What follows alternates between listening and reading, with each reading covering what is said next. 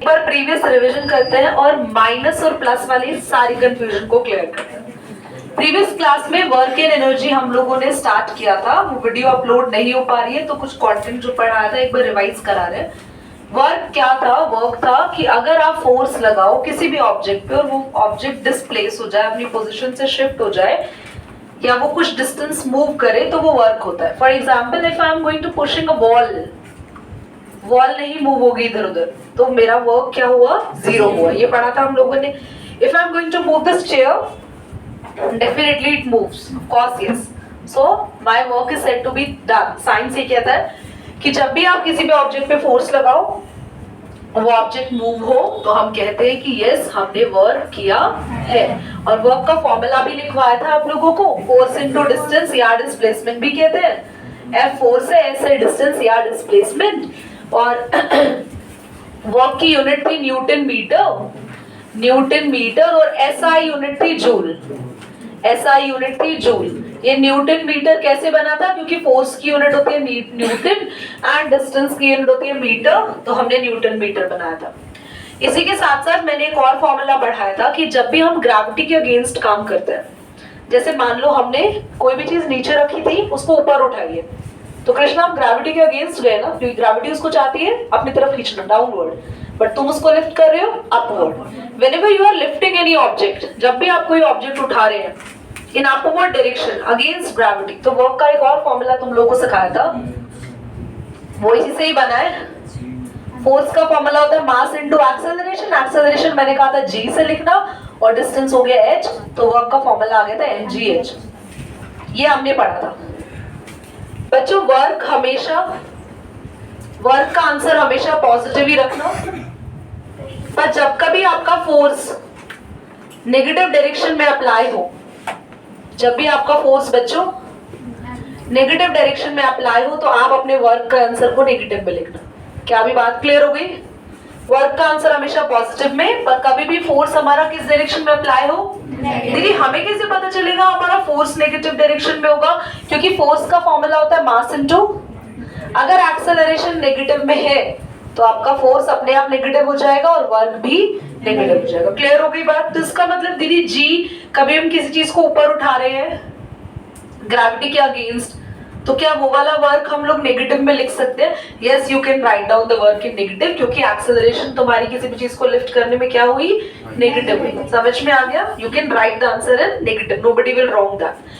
Clear हो गया? जब भी फोर्स हमारा उल्टी डायरेक्शन में अप्लाई होगा तो हमारा वर्क हमेशा नेगेटिव। और अगर हमारा force same direction, for example car जा रही है और आप कार को पीछे से धक्का लगा रहे हैं, चल भी वो इधर रही है, हम पुश भी इधर कर रहे हैं, तो वर्क हमारा कौन सी डायरेक्शन में हुआ? पॉजिटिव डायरेक्शन में हो, फोर्स भी पॉजिटिव डायरेक्शन में अप्लाई हुआ। बट अगर कार यहाँ चल रही है और सामने ऋषभ खड़ा हो गया, मैं कार को रोक के रहूंगा, हालांकि वो रुकेगा नहीं, सब कुछ खत्म हो जाएगा। तो for example like me standing, but car की जगह साइकिल आ रही हूँ, स्वास्थ्य चला के आ रहा हूँ, हाँ, तो फिर उसके बाद ऋषभ को रोकना हो तो वो रोक देगा, ऑफकोर्स यस रोक देगा, इतनी ताकत तो उसके अंदर है ही। तो जैसे ही वो साइकिल को रोकेगा स्वास्थ्य पीछे जाने लग जाएगा और हमारा जो फोर्स है एक्चुअली वो आई इस डायरेक्शन में रहा था, वो उसने फोर्स किस डायरेक्शन में लगाया ऋषभ ने? ऑपोजिट, तो वर्क कैसा हुआ उसका? नेगेटिव हो। ठीक है। और अगर स्वास्थ्य साइकिल चला रहा है और पीछे से धक्का देने आ गया, तेजी से धक्का दे रहा उसको, वो कह रहा रुक रुक रुक, कह नहीं तेरे को पहुंचा दूंगा जहां पहुंचाना है, वो चलाते जा रहा है उसकी साइकिल को तेज, जिस डायरेक्शन में साइकिल जा रही है उसी डायरेक्शन में फोर्स लगा रहा है, तो वर्क पॉजिटिव। ठीक है, वर्क का पॉजिटिव और नेगेटिव याद रख लेना, फोर्स डिसाइड करता है। Krishna any doubt? पॉज कर, आज तो कृष्णा का डाउट नहीं तो सब खत्म। बोलो तो work done bye a force acting obliquely. Obliquely का मतलब होता है कि जो फोर्स है वो किसी एंगल पर एक्ट हो रहा है। बच्चों ध्यान से सीखना है, कॉन्सेप्ट बहुत इंपॉर्टेंट है। तो फॉर एग्जाम्पल कृतिका बोर्ड पे बोल,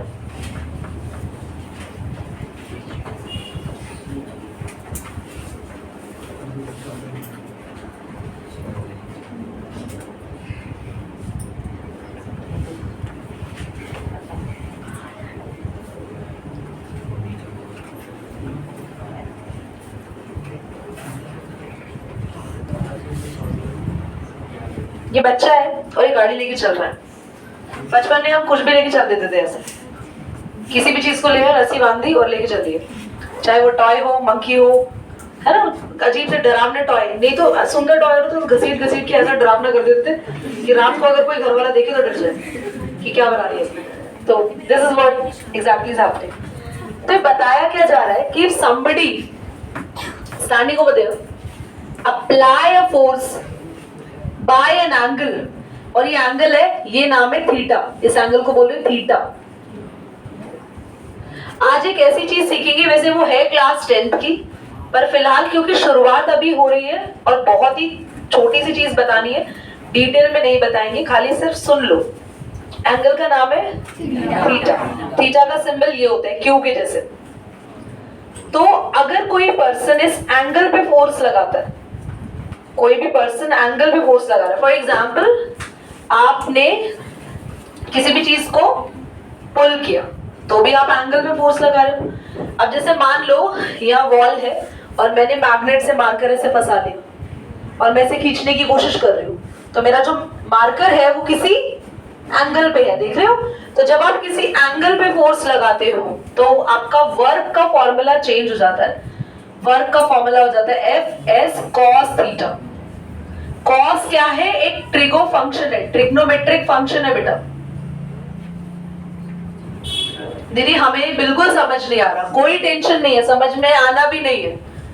अब तुम्हें सिर्फ इतनी बात जाननी है कि तुम्हें ये जो थीटा है ना एंगल, इसकी वैल्यू दी होगी। क्या वैल्यू होगी? ध्यान से देखो, व्हेन थीटा इज 0 डिग्री, और एक और करेंगे हम, ये बच्चा हटा देते हैं यहाँ से, बहुत परेशान हो गए। Bye bye. When theta is 180 degree, ये दो एंगल पे वर्क सीखना है बस, बाकी किसी एंगल पे जानना भी नहीं है। किसी और एंगल पे कैसे निकालेंगे वो भी बताएंगे, पर फिलहाल अभी इन दो पे सीखना है। When थीटा इज 180 पे सीखो पहले। थीटा 180 का मतलब है कि बच्चा लेट गया, है ना, ये बच्चा ऐसे लेट गया और इस गाड़ी को खींच रहा है, हाथ इसकी बॉडी से बड़ा बन गया, तो उस चीज को नेग्लेक्ट कर। ऐसा होता है ना बच्चा, नहीं हाँ, जब वो बच्चा जिद नहीं करता मैं नहीं जाऊंगा नहीं जाऊंगा, ऐसे लेट जाता है ना, और दूसरा बच्चा उसे खींच रहा, बड़ा भाई चल तेरे को ट्यूशन चलना पड़ेगा, वो भी गिर जाता है, दोनों खींच रहे लेटे लेटे एक दूसरे को। वो like if somebody is like pushing something or pulling something at the 180 degree angles, तो हम थीटा की वैल्यू ले रहे हैं 180। थीटा 180 होगा, ध्यान से देखना, वर्क निकालने वाले एफ एस cos 180, cos 180, समझ में आ रही है बात? cos 180, और हम तीन एंगल्स पे सीख रहे हैं, 0 पे भी और एक 90 पे भी सीखेंगे। जब थीटा 90 होगा तो वर्क का फॉर्मूला देखो, एफ एस दिख रहा है जानवी, cos 90, cos 90, और यहाँ पे एफ एस वर्क होगा, बोलो जल्दी, एफ एस cos 0 डिग्री। तीन वैल्यू तुम्हें याद होनी चाहिए। cos 0 की वैल्यू पता होनी चाहिए, cos 180 को क्रॉस लगा दो, वैसे ये इतना इंपॉर्टेंट नहीं है, और cos 90 की वैल्यू पता होनी चाहिए। ये दो चीजें तुम्हें पता होनी चाहिए। अब cos 0 डिग्री क्या होता है, क्या किसी बच्चे को पता है? 1, सिर्फ 1। cos 0 degree, Kritika is it visible? cos 0 degree क्या होता है? 1। तो cos 0 की वैल्यू क्या लिख दो? 1। तो वर्क आ गया एफ एस। तो जब आप किसी भी एंगल पे फोर्स नहीं लगा रहे, एंगल बस क्या है बोलो? 0 डिग्री, कोई एंगल ही नहीं है। जब आप किसी भी एंगल पे फोर्स नहीं लगाते तो वर्क का सिंपल सा वही फॉर्मूला सामने आ जाता है, एफ इंटू एस। जब आप फोर्स लगा रहे हो 90 डिग्री एंगल पे, 90 डिग्री एंगल पे फोर्स लगा रहे हैं, जमीन से कितना डिग्री का एंगल है? 90। और आपको पता है cos 90 की वैल्यू होती है बच्चों 0। तो साइंस कहती है कि वर्क क्या होगा, ऋषि यादव ध्यान से देखो, एफ एस cos 90 क्या आया बेटा? 0। तो वर्क कितना हुआ? 0। गलती से एफ एस लिख दे, सॉरी, तुमने 0 बोल के संभाल ली बात, 0। दीदी 0 वर्क कैसे? जैसे मान लो आप सर के ऊपर एक फलों की टोकरी रख के जा रहे हैं, ऐसा तो अच्छा नहीं लग रहा, सर पे फलों की टोकरी रख के जा रहे हैं, जमाना गया। आप सर पे एक बैग रख के जा रहे हैं, वो भी जमाना गया। मम्मी पापा भी चल देना अगर गलती से, मम्मी क्या कर रहे हो, मेरी इतनी बेइज्जती हो जाएगी, सर पे बैग रख लिया आपने, कौन रखता है? है ना। और अगर कोई दादा दादी आ जाए गाँव से, बेचारे सर पे बैग रख दिया एक सर पे, खत्म। तुम्हारी इज्जत तो तुम्हें इतनी इज्जत बना रखी है तुम लोगों ने, उसी वक्त तुम्हारी इज्जत कचरा हो जाती है। तो अगर कोई सर पे किसी ने बैग रखा हुआ है तो उसकी बॉडी जमीन से कितने डिग्री एंगल पे है बेटा? 90 डिग्री।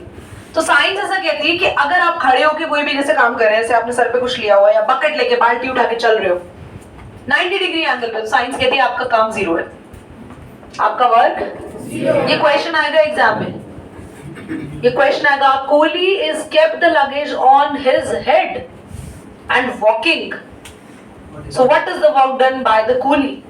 Simply zero. क्या लिखेंगे? As the angle is 90 degree the work done is zero. कितने बच्चों को बात समझ में आ गई? ये 180 वाला भी कुछ नहीं होता, इसकी वैल्यू 1 ही होती है, ये भी एफएससी आएगा, पर ये करना नहीं है। अब इसको बाद में देखते हैं, पहले बाकी के दोनों नोट करो, पॉज करो, जल्दी नोट करो। पहले आपको बोला positive, negative and zero work done. हालांकि ये समझा चुके हैं अभी, पर क्योंकि एक साथ लिखवा देते हैं तो बेहतर रहेगा। सबसे पहले जीरो वर्क डन हम लोगों को लिखना है, जो कि मैं ऑलरेडी लिखवा चुकी हूँ। जीरो वर्क डन के लिए याद रखना, एंगल यानी थीटा हमेशा 90 डिग्री।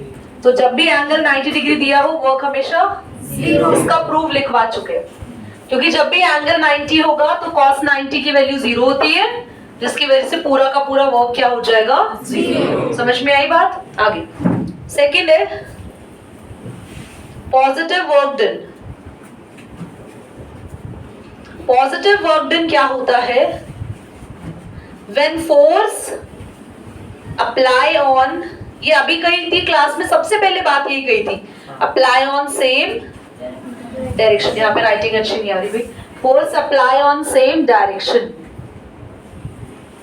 जब भी फोर्स सेम डायरेक्शन में अप्लाई होगा, जब जहां आप वर्क करना चाहते हो उसी डायरेक्शन में फोर्स अप्लाई हो रहा है। मतलब सामने से एक बॉल चलती हुई आ रही है, आपको बॉल को रोकना नहीं है, तो जहां बॉल जा रही है आप उसी डायरेक्शन में फोर्स लगा रहे हो ताकि बॉल चलती रहे।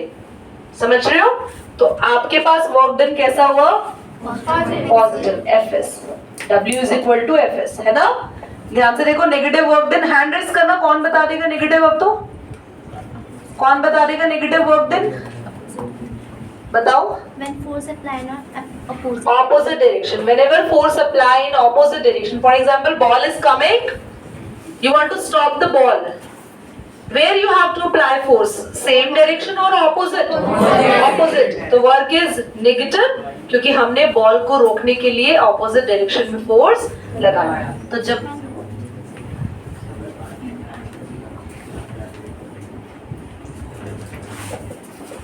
ये नोट कर लीजिए साथ साथ। तो वर्क क्या होगा? Minus FS. वर्क कैसा हुआ? यहाँ पॉजिटिव और यहाँ वर्क नेगेटिव। कर लीजिए। टेम्पटिंग। ओके, सो अभी हम पढ़ने वाले एनर्जी के बारे में।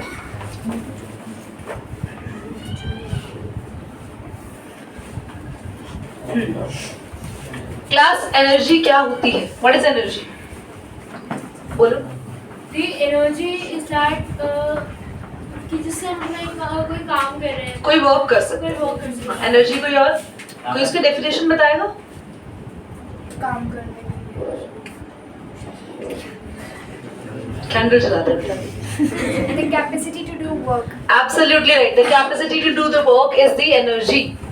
जो आपको काम करने की जितनी आपके अंदर क्षमता है, आपके अंदर पोटेंशियल है, वही तो एनर्जी है। What is energy? इनसे पूछा था। If you have energy, then you can only work. But if you don't have energy, is it possible for you to do work? So, energy is the ability or capacity or potential to do the work. Energy बहुत types की होती है बच्चों। Kinetic energy, potential energy, nuclear energy, chemical energy, mechanical energy, rotational energy, solar energy, electric energy, light energy। मेरे से ज़्यादा तो बच्चे ही बोल पा रहे हैं। तो lot of energies are there। Muscular energy भी होती है ना। आगे आंश अभी कराते हैं, यहाँ पे रेसलिंग करा लेते हैं. Different energy. Wind energy, yes. So there are lot of energies. But बच्चों आपको इस चैप्टर में सिर्फ kinetic energy and potential energy ही पढ़नी है. उसके बाद हम लोग इन दोनों एनर्जीज का पहले डेफिनेशन पढ़ेंगे, फिर इन दोनों की ही डेरिवेशन आएगी, जिसमें से काइनेटिक एनर्जी की डेरिवेशन आपके एग्जाम में 100% आएगी. और उस डेरिवेशन को मैं आज कराऊंगी और उसके बाद आपको 5 टाइम्स वो घर से लिखकर प्रैक्टिस करके आना है. I will check on Saturday too. Okay, give it a pause. Excuse me, दी. बहुत ध्यान से सीखेंगे क्लास. एक तो मैंने आपको टाइप्स ऑफ एनर्जी बता दी, लिखवा दी है, और मैंने ये बताया एनर्जी क्या होता है, जैसा एक्सप्लेन किया अभी यशिका ने बताया. Ability to do work, potential to do work, capacity to do work, all are energy. Energy के इतने सारे टाइप्स अभी एग्जाम्पल दिए तो लिखवा दिए. मेन हमें कौन सी एनर्जी पढ़नी है, काइनेटिक और पोटेंशियल. दुनिया में जो भी चीज मूविंग है, जो भी चीज मूविंग है, now tell me in this room the object which is moving and have kinetic energy. Fan और चेयर. कहाँ है ये चेयर? एक बार रुक जाओ. क्लॉक, एसी आप मूव कर रहा है, क्लॉक तो खैर नहीं मूव कर रहे. फैन है, ट्यूबलाइट इज नॉट मूविंग. हाँ, रूम में जो गैसेस पार्टिकल्स हैं वो मूव कर रहे हैं. चेयर मुझे नहीं दिखी.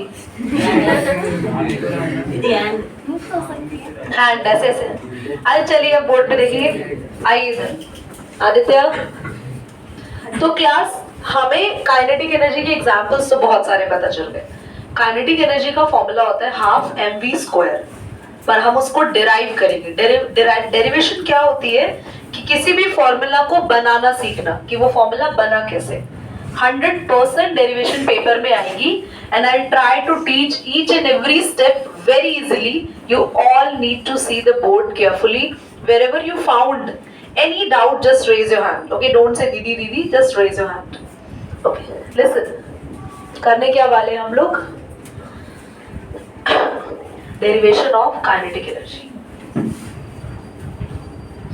Derivation of, एक बार पॉज करना. Derivation of kinetic energy on करो. करो, देखो इधर. Class, there is a ball which is moving. Initially ये रेस्ट पे थी. जिन बच्चों को डाउट है वो इनिशियल फाइनल पे इतना ध्यान रखो. इनिशियल का मतलब होता है स्टार्टिंग. स्टार्टिंग स्पीड क्या है इसकी? तो स्टार्टिंग में तो बॉल रुकी हुई है. बॉल किस पे? रेस्ट पे.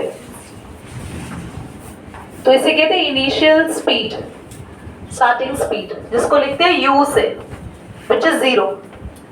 बाद में बॉल चलने लग गई, मूव करने लग गई. क्योंकि बॉल मूव कर रही है इसीलिए तो कौन सी एनर्जी की बात कर रहे हैं? और जो v है, फाइनल वेलोसिटी, वो है v, उसको v मानेंगे. इनिशियल वेलोसिटी u जो कि 0, फाइनल को हम v लिख रहे हैं. फाइनल 0 नहीं है क्योंकि बॉल रेस्ट के बाद चल ही रही है, मूव ही कर रही है. क्या समझ में आया? आगे हम सबको पता है वर्क का फॉर्मूला होता है F/S. ये पता है? अब देयरफॉर हम जितनी एनर्जी होती है काम भी उतना ही करते हैं. सभी बच्चों का ध्यान यह होना चाहिए. क्लास में एक भी बच्चा इधर उधर देखता ना दिखे. जिसको यहाँ से देखने में प्रॉब्लम है वो चेयर हल्की बाहर कर सकता है.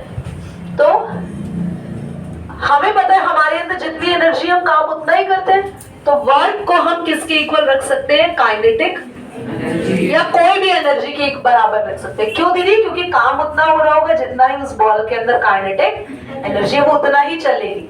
तो क्या वर्क की जगह लिख दे? किसी को कोई प्रॉब्लम? इक्वेशन नंबर 1 होगी. अब मैं इसका यूज करूंगी आगे जाके, पर फिलहाल के लिए क्लियर है सबको? ठीक है, आगे आते हैं. थोड़ा यहाँ कर लेते हैं ताकि डिवोशन को यूज कर पाए. हम डेरिवेशन करेंगे न्यूटन की इक्वेशन से. Newton's equation of motion.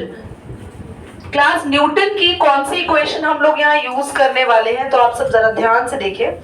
तो न्यूटन की जो इक्वेशन हम लोग यहाँ यूज करने वाले हैं, which is v² is equal to u square plus 2as। सबको ये इक्वेशन पता होगी, सीखी है सबने कभी ना कभी। जिसने नहीं सीखी ये इक्वेशन वो अभी देख ले। V square is equal to u square plus 2as, चाहे आप बोलो v square minus u square, बात तो एक ही है। यहां हम चीजें पुट करते हैं। फाइनल वेलोसिटी v ही है ना? इनिशियल वेलोसिटी u 0 है, तो फाइनल वेलोसिटी v को v ही रहने दो। इनिशियल वेलोसिटी u को 0 लिख दिया, तो 0 का स्क्वायर करोगे तब भी भाई 0 ही आएगा। तो v स्क्वायर किसके इक्वल आ गया?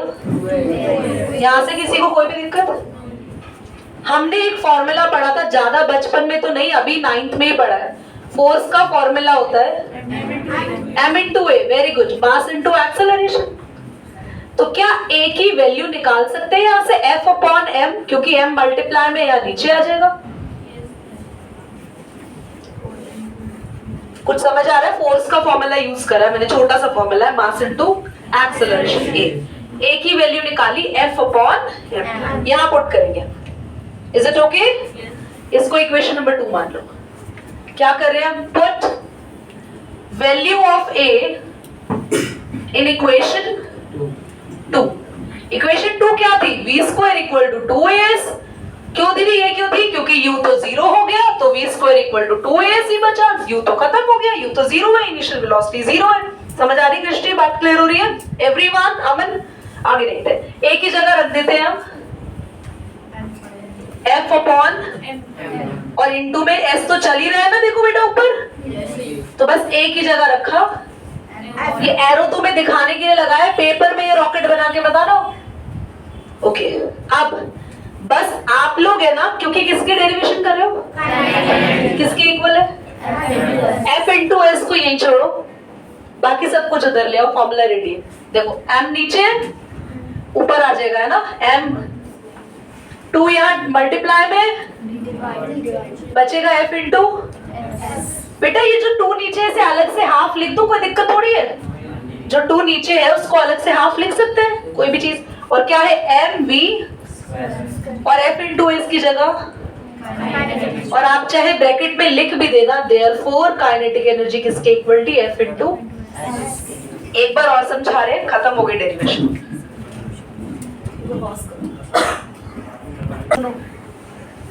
हाँ बोलो। स्टेटमेंट फिलहाल अभी कुछ नहीं है, क्योंकि सिर्फ डेरिवेशन समझाई है, अभी कुछ लिखवाया नहीं है ना। I will make you clear, अभी लिखेंगे। बोर्ड पे देखो, सभी अच्छे। There is a ball which is at rest initially, शुरू में वो रेस्ट पे थी, बट कुछ टाइम के बाद वो चलने लगी। उसकी वेलोसिटी पहले 0 थी, अभी v होगी, फाइनल वेलोसिटी v होगी, इनिशियली 0 थी। हमने बोला वर्क का फॉर्मूला होता है F इंटू एस, और क्योंकि हम काम उतना ही करते हैं जितनी हमारे पास काइनेटिक एनर्जी होती है, तो हमने वर्क को लिख दिया। और डेरिवेशन की शुरुआत करी हमने न्यूटन की इक्वेशन के साथ। ध्यान से एक स्टेप सीखो, तुम लोग बहुत बढ़िया सीख जाओगे, और कोई टेंशन नहीं है, बहुत आसान तरीके से सिखाया।